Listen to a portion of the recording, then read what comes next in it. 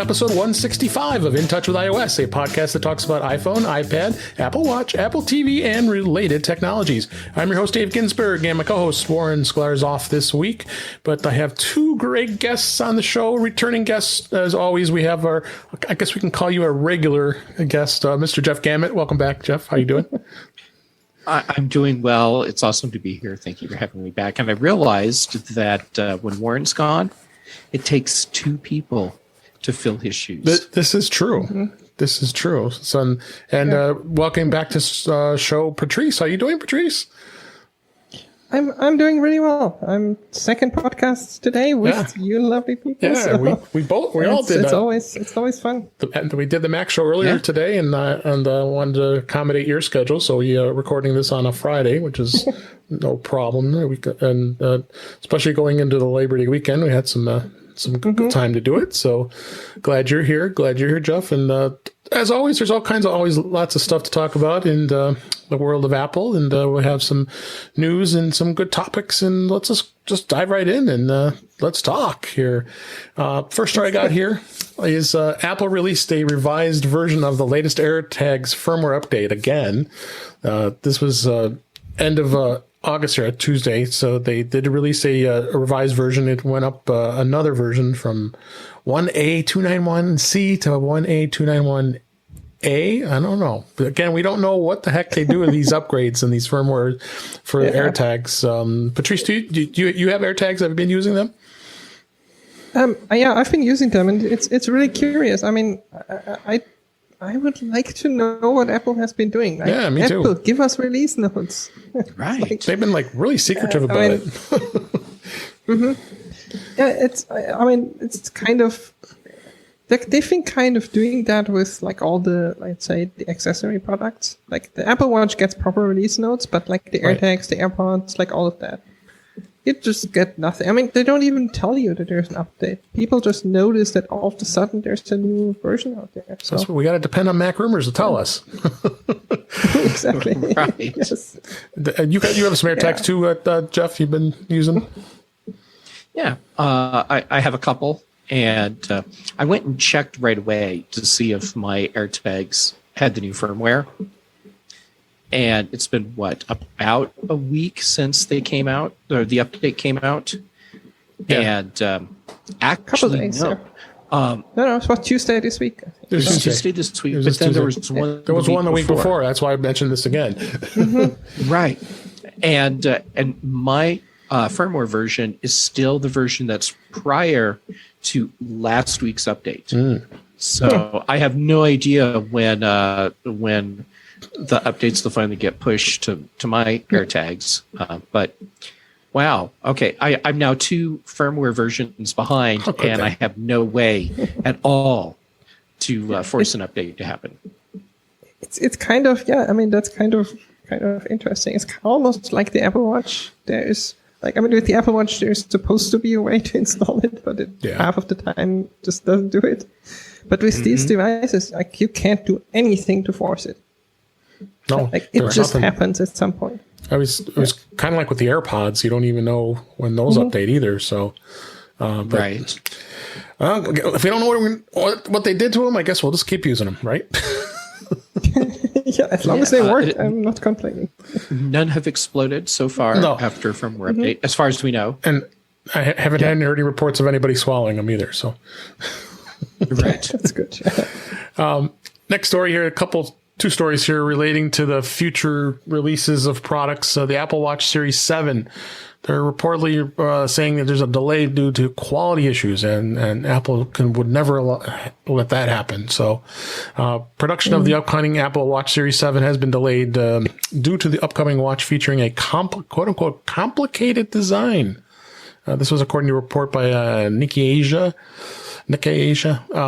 According to reports, Apple suppliers began small-scale production of the watch last week, and during which employees encountered critical challenges in reaching satisfactory production performance.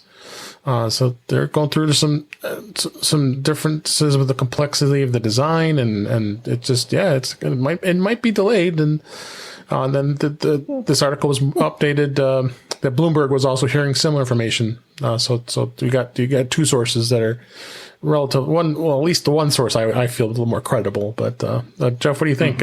I know this watch is supposed to have it's going to have a bigger face. And that what they were saying, and you were talking about like maybe wanting them to have a 55 millimeter, right? Well, I said 51 millimeter. 51. I even crafted the leaked photo to prove it. Okay. Which, yeah. Hey. Why not? Well, it's just as credible as any other leaked photo. It's true. That is true. The only difference is I have straight up said I made up a photo and randomly chose a watch size.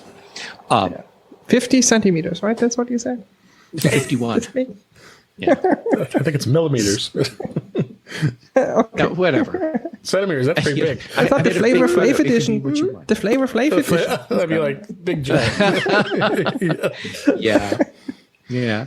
As far as whether or not the new Apple Watch is going to be delayed, or you're seeing some sort of production delays. Well, I mean, if they're changing significantly, Right. how the watch is designed and assembled, yeah, you're probably going to have some delays because it's new this time. I'm not so sure I believe that. Apple has been doing this for, literal decades by now, like hardware and changing radically, sometimes changing designs or even coming out with new things. They know if they change the design that there might be issues. I have more a feeling that this is a miscommunication. That there is a delay because of all the chip shortages that we're seeing. It could be. And I mean, the quality issues that I have are just the normal quality issues that I have every time. Sure. But it got kind of mixed in. Well, and to say that Apple is seeing production delays, regardless of what they are, that doesn't mean the Apple Watch is going to ship late. True. It just means that currently there are some things that aren't on track for the time frame that they have, but that can all be remedied by the time the watch ships. Or they do what Tim Cook likes to refer to as supply constraint releases. It's always a buzzword during their earnings call. Yeah, exactly. Yeah. And it's just harder to get them in the first couple of weeks. Yeah, it always is. Unlike some of us early adopters that are waiting at 2 a.m. in the morning back in the old days to put their pre-order in. So, but luckily we don't have to do that as much anymore. It did. Yeah, but here I am sitting late in bed, 12 midnight. The 2 a.m. Pacific. Or was it? No, it was 2 a.m. It was midnight Pacific, which is 2 a.m. my time. In Central Time. I think of my time zone. At least we don't have to do that anymore. So, and then kind of related to what the Apple Watch 7, this was actually in Tom's guide. I don't use this source too often, but Apple Watch 7 Series 7 surprise health feature was just tipped, and this could be a game changer. The Apple Watch 7 Series 7 standout health upgrade could be the one that we didn't see coming, well, at least until recently. They've been talking about they were going to have a blood glucose measurement, which I knew it was going to be a very challenging thing to do. But they're saying that blood pressure monitoring could be ready on this new watch. And I think this will be interesting that that they would add this, and they're even saying the Galaxy Watch 4's blood pressure monitor doesn't even work for those in the U.S. Specifically for the reason of it being, again, rumors we're talking here, but I think this could be a promising thing because it already does heart monitoring and checks for AFib, all that stuff. What do you think, Patrice? I think that's kind of, one, it's a good idea, and I think it's like a logical next step. Blood glucose, we know, is very, very hard, and probably a couple of years away still. But, the next thing, we already have all the hard features, so blood pressure is the pulse that it's measuring right now is, let's say, has limited value Yeah. Because, I mean, you can tell, yeah, sure, your heart rate is whatever, 120, 130, but it doesn't really tell you what the blood pressure really is, which is what a lot of like healthcare professionals are more concerned about. Right. So, I mean, I don't know how good it's going to be, because I know that wrist-worn like measurements are usually not as accurate. But I mean, Apple has never said that it's a like a health care device. Mm-hmm. It's like it's a lifestyle device with some limited information regarding your health. Right. And for that, they could use it. And then, I mean, if you need a proper measurement, then you get something like what I have here in my desk. Electric. Which is like a proper cuff. Proper device for that. But at least it gives you some idea where you are. Absolutely. What do you think, Jeff? Like, it doesn't have to be perfect. Like, it doesn't have to be 100% accurate. If it's within a range of whatever, like 5-10% even would probably be good enough. Agree. Mm-hmm. Yeah. Yeah, Patrice is right about glucose sensing or readings. It's very easy to do if you want to jab someone. Right. But non-invasive is a totally different thing. And Patrice, I think you're right. I think before Apple can really introduce a non-invasive glucose level reading, there's still probably a year or two of work before they can release something. As far as blood pressure Unless goes, they want to stab you every whatever minutes or two. Oh my God, can you imagine Yeah, wearing an Apple Watch work. that every now and then just goes jab, jab. Yeah. I don't think that's good. And well, but this would be one place where if you're not getting glucose readings from your watch, Apple could legitimately say, well, you're wearing it wrong. That's true. And then plus liability you got to think of too. I mean, I think that's always been the concern with Apple. They don't want to have any health liability, medical liability, I should say. Yeah. Right. So this definitely going to be interesting. I think I'm glad to see there's going to be another watch, and we'll see what they come up with. It's all rumor, speculation. So next story. This was a brilliant publicity stunt, if I want to say it. Apple sends 50 boxes of the Ted Lasso biscuits to the Wrexham AFC soccer club owned by Ryan Reynolds and Ron McInerney. In a recent episode of Apple TV Plus series Ted Lasso, Jeremy Swift's character Higgins briefly poked fun at the two actors purchasing the Welsh soccer club Wrexham AFC last year. This led to all kinds of fun stuff that was going back and forth on Twitter, and including a humorous letter that Ryan Reynolds was threatening legal action. Well, they sent the biscuits to him. So, and it doesn't say if they've tasted them or if they were any good. I would assume they were, but I think this was a brilliant publicity stunt to not only get people talking about the Wrexham AFC, but of course Ted Lasso. What do you think? What do you think, Jeff? Yeah, Ryan Reynolds is really good at publicity and doing it in a fun way. So sending the letter saying, "Look, we're going to have to initiate legal action unless you send Ted Lasso biscuits to us in time for our game on this date." And I don't think that's what happened. I think he just sent a letter kind of jokingly saying, I didn't appreciate what you did. And like, did you see the letter? It's totally tongue-in-cheek legal action. Oh yeah, it's tongue-in-cheek. Yeah, totally. Like totally. It was definitely tongue-in-cheek. But the answer from Apple was even better, because they basically picked that up and then said, okay, and we're going to send you some biscuits. And I mean, there was speculation, would they actually do it? And it turns out they did. They would. Yep, worked out. Where can I order them? Like, I want some too. Yeah, I want to try them. And let me know how they are. I'm sure they have butter in them. They must. For sure, yes. I seem remember the psychologist says I don't eat sweets. So next story, this was an Apple Insider. Apple Wallet won't be replacing your physical ID anytime soon. Apple has introduced a way to carry your digital version of your driver's license on your iPhone, don't expect to be ditching it anytime soon here.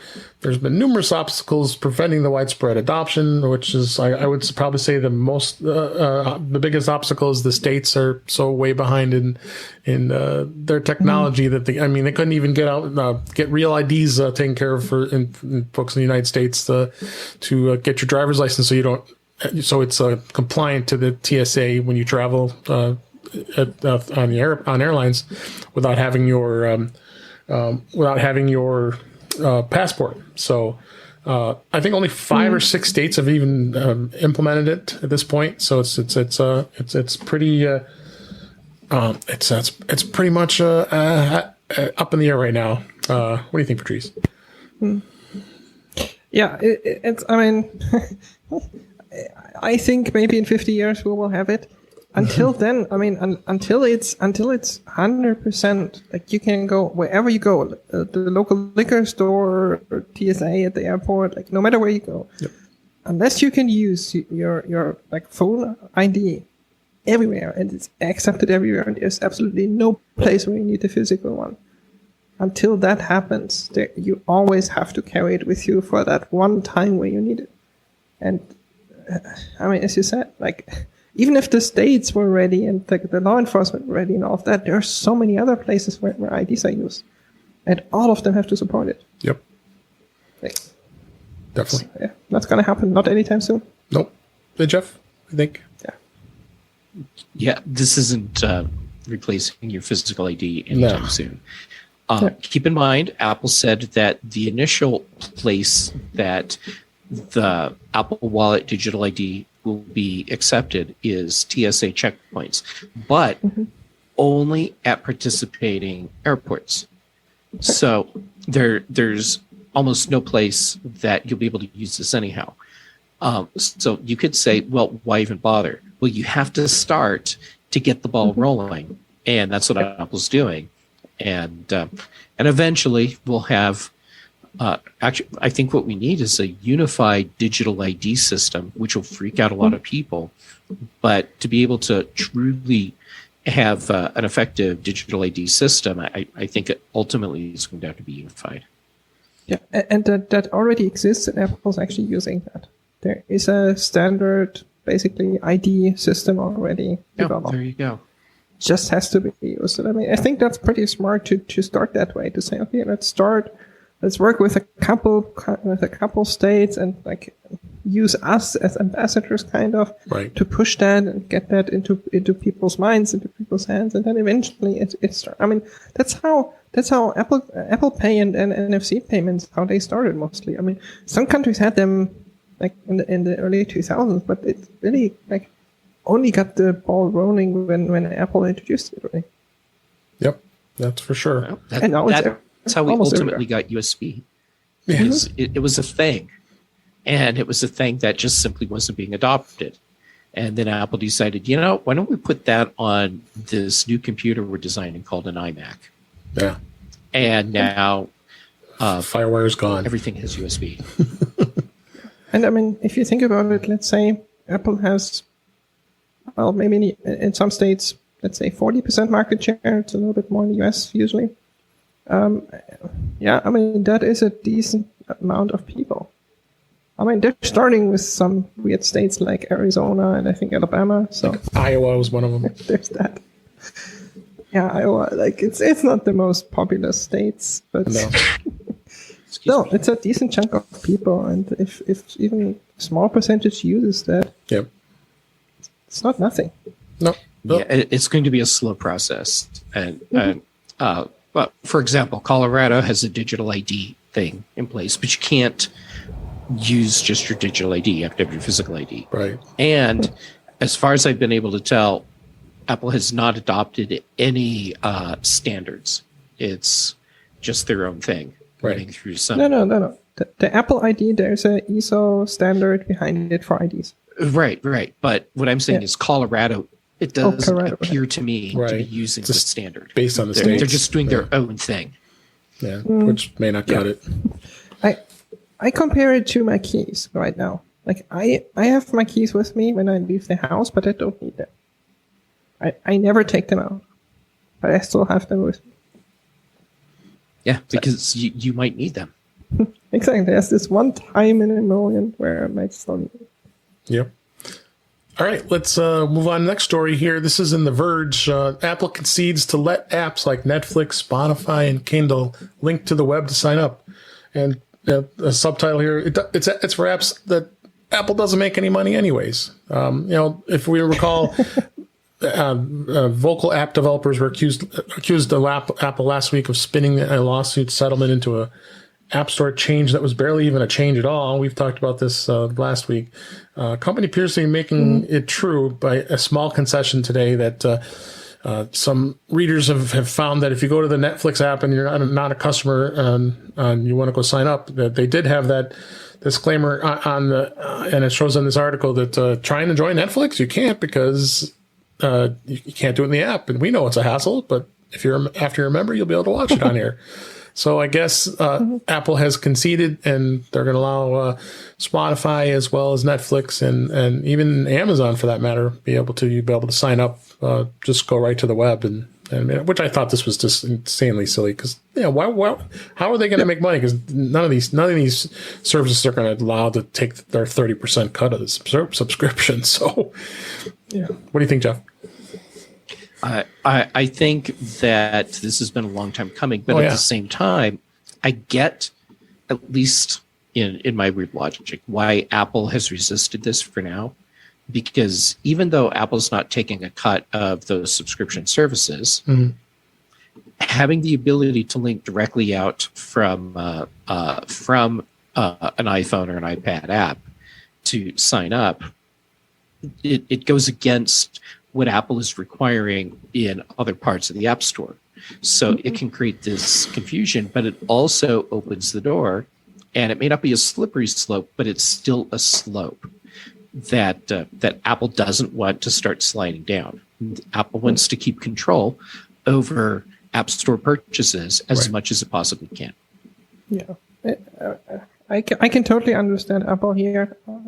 I mean, personally, I always thought it was silly that it made the experience for people worse. I mean, Netflix, probably not. I mean, people know Netflix, and most people know, okay, I'll just go to netflix.com. Right. But for so many other apps, it made it worse because the experience is you find an app, you download it, and you get a login screen, and there's no information whatsoever. And in some cases, you might not know where to go. Maybe you can use your search engine and find the website for the app if you're lucky. Is that Netflix or Spotify? I mean, those are easy ones. Like that I don't think that's a problem. So it's a concession to what, in my opinion, was already happening. And I also think they're kind of trying to preempt some legal changes here. Some laws that are being discussed. Yep, I definitely agree. Yeah. And this is kind of a sad story. The Locast is shutting down. The free streaming app ends its service after a lawsuit that was filed on behalf of all the networks, and a judge sided with the networks, saying that they are not in compliance and are not protected from any lawsuits by them restreaming all this information. Locast at first said, we'll stop the donations or forcing donations. And then the next day, right after that, and this happened about a day before we recorded this, they shut down and suspended service effective immediately. So, I kind of had a feeling this was going to happen. I mean, if I remember correctly, there was another service, Aereo, that attempted the same thing. Yeah, and right. Yeah, disappeared after probably a lot shorter time than Locast. Because Locast made it through for about 3 years by newness, and it's just crazy. I mean, I think it's a genius idea, and there has to be a way. I think that these networks could come up with a way of be able to monetize it enough that they would satisfy them, but also because you can get an over-the-air HD antenna and watch this stuff. Why not just doing the same thing, but just retransmission on the internet? It's a whole different world back in the old days when we had analog antennas when we were watching TV. What do you think, Patrice? I mean, whoever created that service, I mean, hats off, because they still did it, despite the fact that, in my opinion, it was pretty clear that it was legally gray area at best and illegal at worst. I mean, at least from my perspective, I'm not a legal expert, but I would have said, I mean, that's kind of sketchy. They did it, and they had to shut down. That just happens to those services. I think the good thing here is that it pushes all the networks to improve their offerings. I mean, a lot of them are doing it. Like, a lot of them have pretty decent apps now and streaming, and aren't too expensive and all of that. But there are still gaps. Like, I know live sports is still kind of a big problem, like blank spot. Yeah. Jeff, what do you think? So, I totally get the perspective of the user, which is I don't care which antenna is giving me the signal. I'm still getting the exact same content. Right. So why should it matter if I have an HD antenna, if I'm using Locast to streaming, or if I'm using my cable service provider? It doesn't matter. Yeah. From the network's standpoint and the cable service provider standpoint, it does matter, because there are deals about who gets to stream what content, and if you can just go grab an app and get your local live content, then from their perspective, it is being devalued because it's no longer being controlled, and that sucks. And here we are. Yeah, it was a great. I mean, mind you, you can still like use something like Plex, for example. You can connect a digital antenna to Plex, and have like half that experience still. Problem is getting that HD antenna to get you a good signal, depending on where you are. I mean, I tried it here. I didn't want to go through an elaborate installation of putting an antenna up on my roof, and I attempted that. You have to get one of those HD home run devices for it to receive the signal that will tap into your Plex account. And it failed miserably for me, so I gave up. Depending on where you live, if you're in a rural area, forget it. You're not going to get any HD antenna. I mean, here, yes, I will, depending on where I put the antenna. In the Chicago area, obviously has a very good market. You know, the three big cities in the United States, New York and Los Angeles, would be the same way, depending on where you live. But, it's a shame. It had such a great Apple TV app. The iOS app worked great. iPad, it was a pleasure to do. If you didn't donate, of course, you had to listen to them beg for you to donate before you got to start watching content. But you're to your point about the other apps that have the networks. It's a mishmash of apps. You end up having like 4, 5, 6 apps you want to be able to watch. ABC, NBC, Fox, CBS, and but then you've got Paramount Plus and all the other ones that are paid. So it's just this is the time of cord cutting is not pretty right now. When you got it is not YouTube TV, and you have Hulu with live TV, and you have Fubo TV with the sports, and I mean, I was also reading an article about sports too. You're right, sports is I think they're in trouble with that, and you also deal with the blackouts where you can't watch local teams in your area. Because of a law that they put in place from probably like 1970, so probably earlier, even earlier than that, probably. So, but it's gonna be interesting to see. That was in the Hollywood Reporter, and there was all over the news as well as if you go to Locast. Yeah, unfortunately, I tried to log in today and see what it would do, and it says we're not in your area, and then they just removed everything, so it's gone. R.I.P. That's sad. It is sad. So. Next story, Apple acquires classical music service Primephonic. We did spend a good amount of this time discussing this on the Mac show, but I think this is still a great thing to talk about, to make everybody aware. Apple today announced they acquired the classical music streaming service Primephonic, and it will be folding into Apple Music. it did provide an outstanding listening experience because let's face it, classical music probably got a backseat of mainstream music, so it's not as easy to find classical music on Apple Music. So they're going to shut the service down on September 7th. Won't be taking new subscribers, and then they're going to give the existing subscribers 6 months of free Apple Music. Oh boy.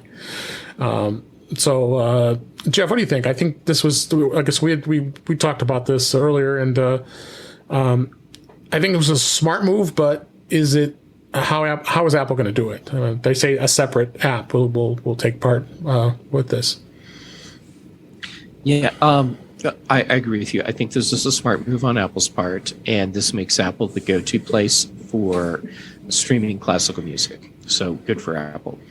I think we're going to have kind of like two classical music experiences, just what we currently have in Apple Music, but then for the people that are really into classical, then they'll have the separate Apple Music Classical app, which displays the content in a way that's much more meaningful if you're really into listening to classical. So you can see the entire piece name, the entire movement name, because a lot of times you'll see just the first part that tells you what the overall thing is, but then you don't see the rest of it that tells you the name of this specific movement, which is actually what you really want to know. Yeah. Yeah. So my guess is we're talking about two different interfaces, really. Really, agree. Yeah. One thing that I've been thinking about a little bit is once Apple really has this up and running, this changes discoverability for classical music. How much of what they'll be doing with the Primephonic technology will be translatable back to what we already have with other music genres? And will we get some sort of better discoverability simply because Apple has this technology available? I mean, I'm not so sure about technology. I don't think Apple acquired that company for the catalog or for the technology because, I mean, Apple has been in music for like, what's it now, 20 years? Almost. At least. They have the people, they have the connections. I don't think technology is their problem. Their problem is people. Their problem is someone who understands the genre well enough to build something that works for the people who really, really care about it. Mm-hmm. Which is not what Apple Music, which is for the classic area, not what Apple Music is. On the other hand, they can bring a lot of good things to the service because Apple has spatial audio, Apple has high bitrate streaming, Apple has the backends, like all the Apple Music stuff that makes it great is all there. The technology is all there.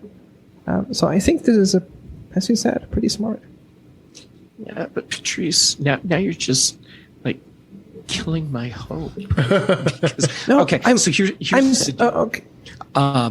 When I look at discoverability for other genres, like for example, I do listen to classical a lot, but I also listen to jazz a lot. And currently on Apple Music, my jazz experience is poor, just like it is for classical.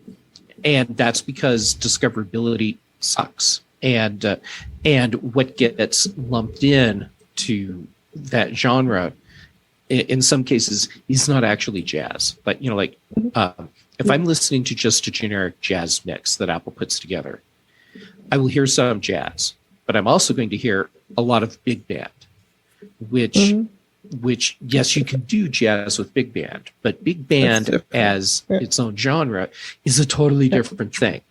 And it's a mess. What I'm hoping is that with the people, which I was referring to as technology, I should probably value people higher if I'm referring to them as technology. What I'm hoping is that with these people and their knowledge, they will be able to bring something that improves discoverability across all genres, not just classical. Yeah. Absolutely. No, I absolutely agree with you. I was thinking about that too. Like that best case scenario, they influence the rest of the department basically, and Absolutely. we get really good experience everywhere. All right. I hope so. I mean, I know people that are switching to Spotify from Apple Music because they're tired of the discoverability experience on Apple Music and they just want to do something different. Absolutely. We'll see what happens. This story was in Gizmodo, actually, and this is this normal-looking lightning cable actually steals all of your data. The cable looks like it was made by Apple, but it was actually produced by a hacking company. And the article says, here's some Mr. Robot level intrigue for you. Imagine an incurious-looking USB to lightning cable that you once plugged into your machine that actually helps hackers steal all of your data from your iPhone and check malware onto your device. It sounds like something from a far-fetched TV show. It is. It's a surprise, actually a thing. So they found that this cable actually, what it does is it actually, once it's plugged in, it essentially sets up a Wi-Fi hotspot where the remote user can then connect to from there. An online interface that comes with the product allows the hacker to record and log activity and target the device. Keyloggers as much as 650,000 keystrokes, according to Hack5. Company describes it as being a built-in covert field use with features that enhance remote execution, stealth, forensics, evasion. Oh yeah, so this cable is going to get out there and someone's going to steal someone's data. I just found this very interesting, and why this is going to even be legally out there. What do you think, Jeff? This is why you don't ever use any cable that you haven't personally purchased. And you always purchase your cables from known, reliable sources. Right. I mean, I can look at the picture right now. Look at this is an Apple cable, I know for a fact, and it's flat. If you look in the picture on the article, it's round. So but not most people, normal people are probably going to notice that. Yeah, people aren't going to notice that. And and if someone goes into a coffee shop and there's an iPhone cable just laying there and no one's around it. Right, don't do it. A lot of people are going to plug it. But people are going to grab it because they're like, hey, it's a free cable. It's like people that find USB thumbsticks in the parking lot at their business. And they're like, hey, it's a free thumb drive. And they plug it in. And the person that intentionally dropped it in the parking lot now has a backdoor into the corporation. Yeah. I mean, this has been around for, honestly, probably a couple decades. Because I know the CIA was using stuff like this. But this is like a pretty common penetration testing tool these days, or even like a surveillance tool that you have specially made cables or like little things that you plug in that are small that grab a lot of data and transmit it somewhere. Just like normal thing. And they're available. Like you can go on eBay and buy them, or like Alibaba probably. So a PSA: don't use cables that you don't know, who have never heard of the brand. If it's Anchor, if it's any of the names you've heard of, then you're fine. But if it's just Apple, Anchor, OWC, any names that you know, you are safe because they are certified by Apple actually. So the only upside of this is the person still has to be within a reasonable range or has to pick up the cable at some point. Yep. Like drop it off somewhere, have it lock whatever it is, and then pick it up again. So PSA, the only like positive thing. PSA, don't they did use get little about cables. a mile range off of it. Yeah, that's enough. Yes, don't do it. And then last story here is YouTube Premium and Music surpasses 50 million subscribers. YouTube says it's passed over 50 million subscribers for its Premium and Music subscriptions, making it the fastest growing music subscription in the world. Well, of course, this is according to YouTube. Yes. So I've been a subscriber, a premium subscriber, because I thoroughly love the fact that I don't have to watch and put up with all those ads. It's a nice bonus to have YouTube Music. And I think YouTube Music, I mean, I go between YouTube Music and Apple Music, and each service has its own little different thing. I know it's a little extra expense, but it's a nice bonus because if you get the premium service, the music comes with it. So, but I mean, I could see. I mean, there's a lot of people. There's a lot of eyeballs on YouTube, so that could definitely I could see. I think more so what drives it is the premium, not the music. Honestly, yeah, I would say so too. You could translate that into YouTube is now finally annoying enough that a lot of people are signing up for premium. Yeah, there you go. That's basically it. Honestly, that's the whole reason why I signed up like 2 months ago. It's like, Yeah. So, Yep. hey, I think it's a great service. I don't complain. I know it's Google, but no, it's good. we spend enough time on YouTube these days to find out anything and everything that worth the price of admission. All right. Absolutely. Let's move on to the stories this week. Beta keeps staying active. iOS 15 Beta 8 was released this week. I didn't see anything really notable has changed for the most part. Now, Patrice, you've got your iPhone and all your devices cooking on it. Is there anything you've seen since this came out? They did. Was that in this beta or the last one where they removed the share play stuff? I think it was 7. Don't remember. Beta 7, yeah. That was the last. I think it might have been 7. Yeah. There were, as I said, we're getting probably in the next 2-3 weeks we will have a release. More like 3 weeks probably. Mm-hmm. So we're getting very close to the final thing, and Apple has removed a couple things, including the new CSAM stuff. But Right. yeah, it's relatively stable now. Yeah, there's going to be a couple services, including the domain service, and that's still going to stay in beta. But you can go to beta. We talked about that last week. The beta.icloud.com. It's pretty slick. You get set up as long as you got to have a little bit of knowledge how to do it. It's not for your everyday person. I could tell you that. So. As far as the watch beta, it's on beta 8 of watch OS 8. I don't think there's been too much. Again, I always stress that if you want to put beta on an Apple Watch, you can't go back. So be very aware of that. If you're going to put beta on an Apple Watch, you need to be prepared to throw away your watch. Or Apple will Well, not throw have away. to Send it to Apple and have them send you a replacement. I've had to do that once, so years ago, but I had to do that once. Yeah, Wasn't fun. there's no way back, and if something goes wrong, there's no way for you to fix it. So your watch is essentially trash until you send it to Apple, and then they end up replacing it. They don't fix it. No, they just recycle and send you a refurbished one. And then I'm referencing a Macworld article actually that just came out yesterday as we record this. Here it lists all the services that will not be included when iOS 15 ships, which is including SharePlay, the legacy contacts, which was new in iOS 15, was a pair of features that deal with access to your iCloud account. Recovering contacts was a way to trust your family member or friend. Well, that's not coming over at the moment. The app privacy report. In the way of exactly how apps are accessing, sharing your data. Okay, I'm not too concerned about that. I think that never even shipped in any betas. Yeah, and then 3D maps. Yeah, go ahead. Sorry. Oh no, I was agreeing that we never even got it. I don't think we did. Yeah. Any beta releases. No. And then 3D maps, navigation, and CarPlay. Not surprised. They probably got some things to worry about. ID and wallet, we talked about that. Universal control, which is a Mac OS Monterey feature as well.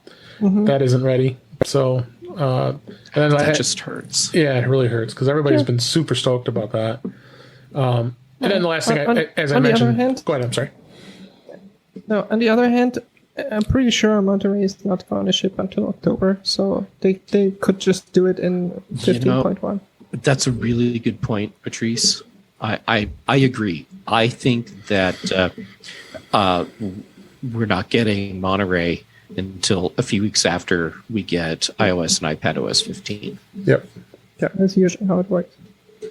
Yep, I agree. So in that case, it doesn't matter. It's not there on launch. Still, I'm really champing at the bit to get. I think we all are. Get that. I know Warren has been, so I can tell you that. So beta's out there. It's in public. Again, as I always say, I don't put beta on my primary daily driver. I'm lucky enough to have an extra device.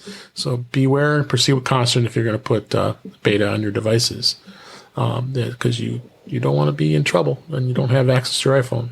That's your iPhone. All right, next topic here I want to talk about a little bit. How many times should you reboot your iPhone? I've always asked that question. Apple always says it's not really necessary, but I think you got to do it from time to time. It's a computer, for crying out loud. You mean, just like a Mac or a Windows PC for that matter, which you have to reboot every day practically. Should you reboot your iOS device? And of course, we know how to do that, right? On an iPhone, more current iPhones, you have to push the volume up, volume down, and then you hold the side button down, and then it's going to prompt you to turn off the phone. You can turn off the phone. That's not going to really reboot it. You want to do is hold on to that side button or power button in after you've done the volume up, volume down, until it shuts down and the Apple logo shows up. So that's more of a full reboot. So I like interesting to hear your thoughts, Patrice, on what and Jeff, where you feel as far as how many times do you reboot your phone, your iPhone, or your iPad for that matter? How many times do you need to do you have to reboot it? 0. How many times do you need to reboot it because something is not working? I mean, I would say once a month, or maybe on the betas it's a little bit more, but that's betas.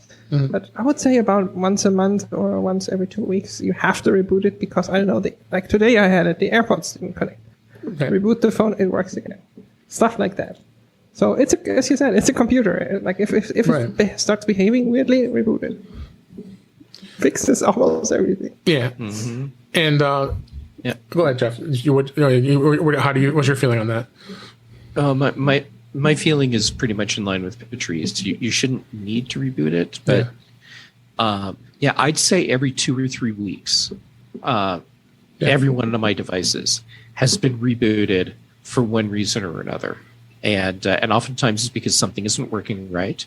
Mm-hmm. If it's my iPads, it's often because I forgot to plug it in and charge it, and so it just eventually shut off. Mm-hmm. And that's definitely a way to end up rebooting your devices. And it fixes problems that I routinely have with AirDrop.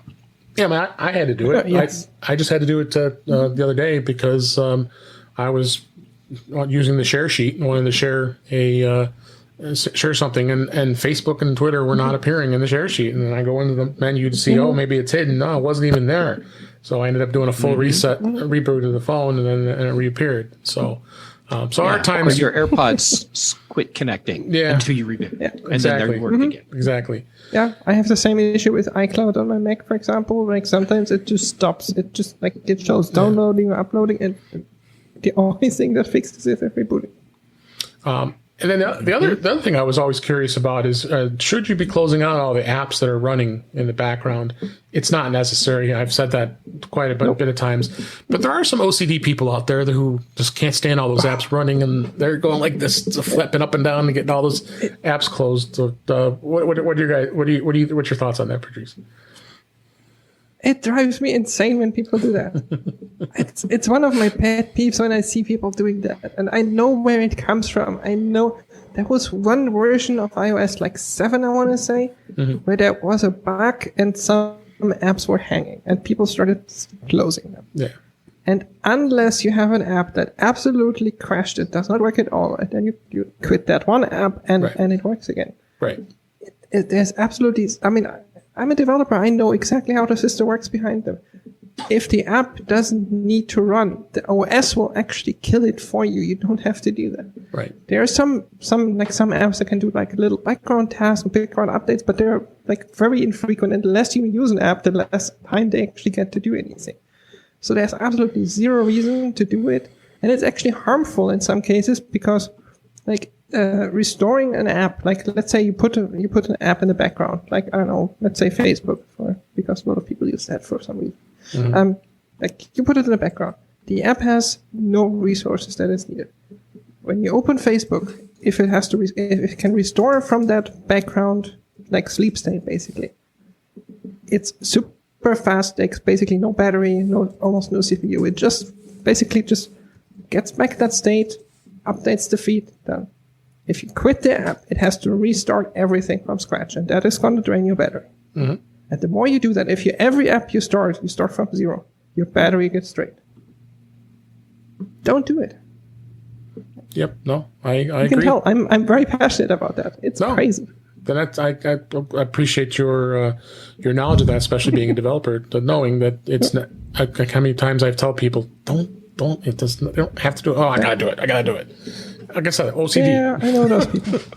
Yeah, I know so many people like that because they think it's doing something, but when it actually is usually more harmful. Then they complain that the battery doesn't last. Yeah.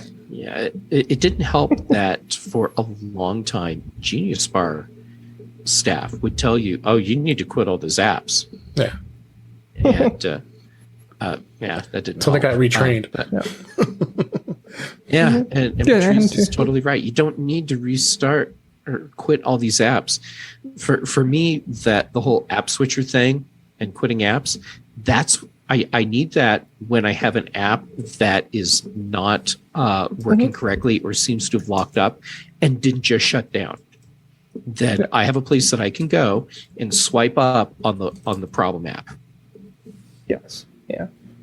It's like, I mean, it absolutely. It in this case, it is different on a Mac than iOS. On a Mac, that doesn't happen. The app will keep running and it will burn your CPU. So it's like on the Mac, sometimes it's better you quit an app if you don't need it. But on iOS, the system is actually smart enough to know. It's really funny. It learns how you use the device. Right. It knows, like, I don't know, Jeff is using like his pants finder app all the time. So that app gets a lot of like CPU time so that he can always find his pants. But like some other app like Facebook, he doesn't use at all, so it gets no time. Mm-hmm. Absolutely. It just sleeps. Just leave your apps alone. They aren't hurting anything. Yeah. Yes. Other story here. This is probably more in future iPhones. This was an interesting discussion. Future iPhones could feature satellite connectivity for emergency situations. This was a report in Bloomberg, recording this off of iPhone Hacks, shedding some light about the rumored satellite connectivity that will be coming to the iPhone 13.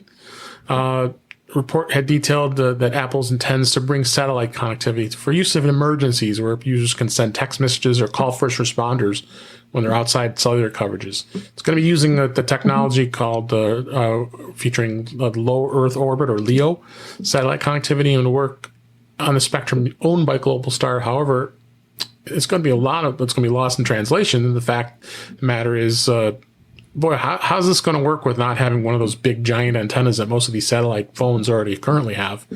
I would be surprised that they could even get this to work. I mean, especially when you're in a rural area. Yeah, I see where it could come in handy. I don't know if it's going to be really important when you're in an area that's really heavily saturated with cell coverage. But I think it's a smart idea. I just don't know how it's going to get implemented. What do you think, Jeff? I think that there's another option for what Apple's going to do with this. Okay. And you're right about the antenna. Working around physics to get rid of the fat antenna and keep the iPhone thin the way Apple wants it, I don't think that's the compromise that they can make work with current technology.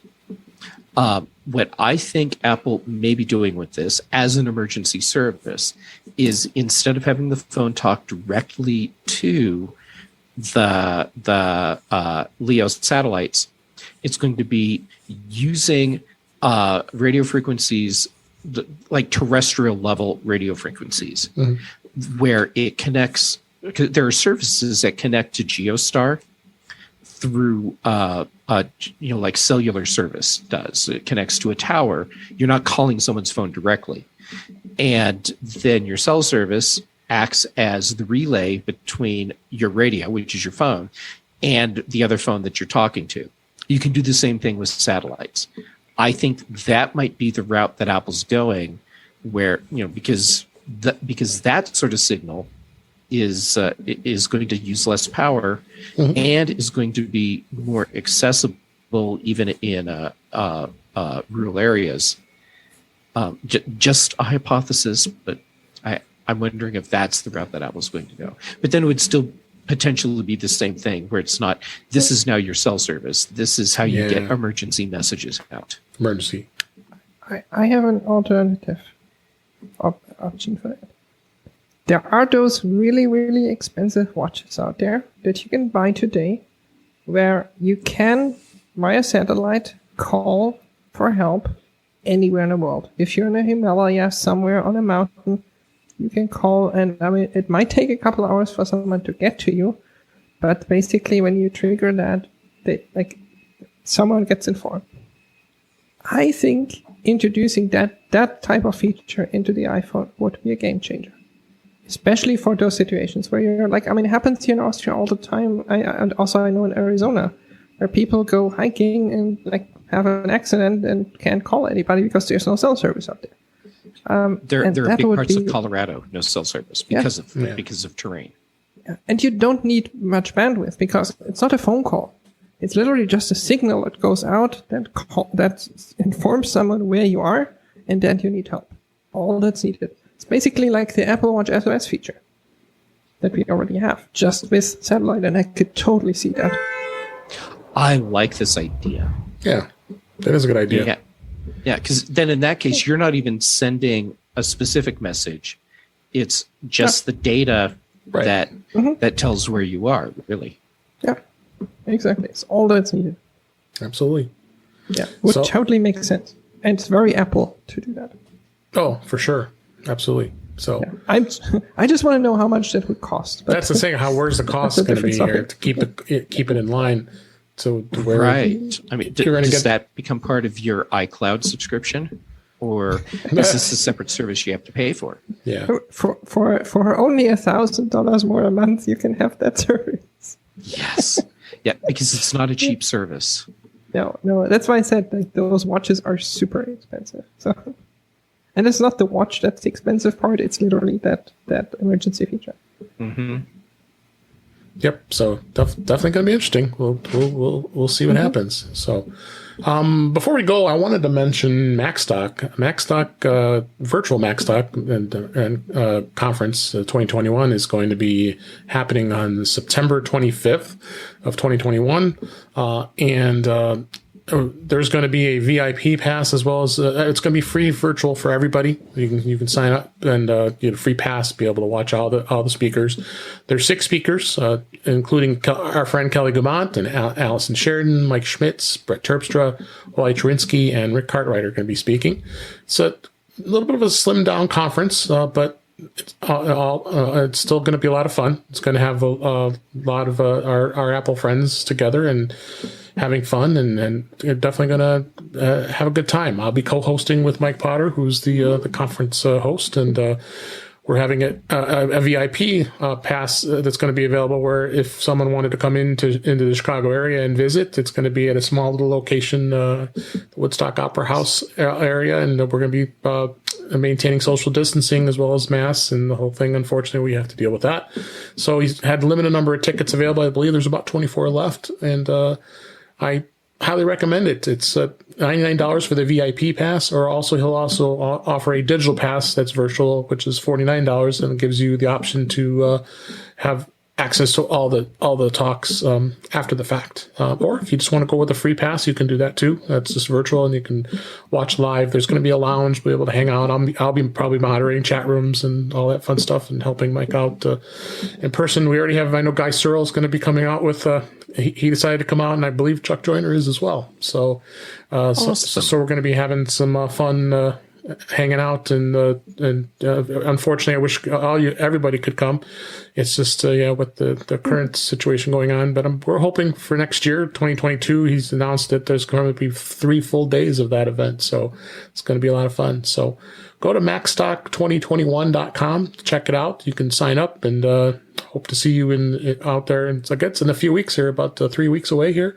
But definitely would love to see everybody, at least virtually. And we'll have a lot of fun as we have in the past. Yeah, this is 7 years since we've done the first Macstock. So, and I'm lost my. I guess I can't count my record. I spoke all the first 5, so it's up to 2019. So, last 2 I guess don't count. So, but I'll be back speaking again soon. But it's a great conference. It really is. And Jeff, you've been there a number of times, and Yes. One of these days, Patrice will be able to come out and see it. So, Oh yes.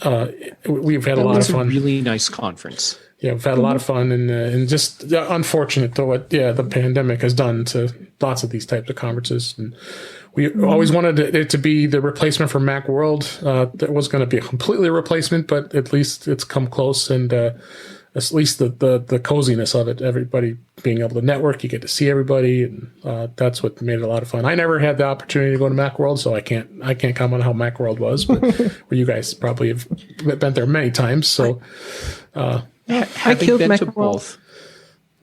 what's that? Yeah. Go ahead. I said I killed Macworld. You killed it. Yeah. I went to the very last one, and after that, I didn't do it. So. Yeah. That's all on Patrice. Yeah. Yeah, It's all your It's fault. all my fault. I hope you're happy now. got you. Totally. Yeah. Having been to many Macworld Yep. conferences and having been to many Macstock conferences, saying it's a replacement for Macworld is not exactly fair because different. Macworld Expo was huge. Yeah, Okay, hundreds, thousands. but it's a great replacement for the part of Macworld that everyone really wanted, Right. which is to have the community, to have some learning experiences, to be able to really spend quality time with your friends and the people in the Apple community that you're seeing online or reading online all the time, and just to have a really good Apple community experience. And that's the part that we have all missed so much from Very much Macworld Expo, and that's the part that Macstock keeps alive. Well, we'll keep it going. So check it out, macstock2021.com. And with that, the show has come to the close. We've had just so much fun. The hour just flew by here. So let's go ahead and wrap things up for this week. That's a wrap for this week. Please send your comments, questions, and suggestions to our email address, feedback@intouchwithios.com. You can follow us on Twitter @intouchwithios, or you can go to our YouTube page, our YouTube channel. That's youtube.com/DaveG65. You also can subscribe in your favorite podcatcher, including Apple Podcasts and many others. But better yet, just go to our website, intouchwithios.com, where all the links to all the ways to listen to us are there. I am Dave Ginsburg. You can find me on Twitter @DaveG65. Patrice, thanks so much for coming. We always love having you. We're going to have you come more often. And it is never enough time we can have you in the show. And tell everybody where they can find you. Thanks for having me, and I'm very happy to join. Like, it's always fun. People can find me every week on the Big Show with Jeff, and on the Mac Show with you, Dave, and with Jeff, with some lovely other people at British Tech Network. You can find everything I'm doing, all the projects and social media links, and just everything at thepatrice.com. Very easy to remember, The Patrice. There's only one. And my podcast is a lovely podcast called Foodie Flashback, where I talk to interesting people like David and like Jeff about food and just everything that goes with that. And I mean, if you're interested in basically a small fraction of what's awesome in Chicago, like food-wise, you have to listen to the episode with David, because he took us on a road trip through Chicago area, basically. I'm still I have to that's why I have to come to Macstock and then basically Absolutely. probably spend another 4 weeks in Chicago just trying out everything. Absolutely. Let's Plans for next year. Next year, July. That's usually when it is. So, well, thanks for being here, Jeff. Let everybody know how to get a hold of you, as well as you just released a video. I did. So that video is on my YouTube channel, youtube.com/jgamet, and the video is how to switch the voices for your Echo device, because Amazon added a male voice to their device. So anyhow, I talk about a lot of stuff there. YouTube.com/JGamet. Twitter and Instagram, JGamet on both of those places too. The Mac Show on Fridays, the Big Show on Thursdays, and Mac Voices Live on Tuesdays. And then quite oftentimes here with you too. Yes. So I kind of get around. Well, thanks. I really appreciate you both being here. And we appreciate everybody here who was listening. I hope you enjoyed the show. And we'll talk again soon.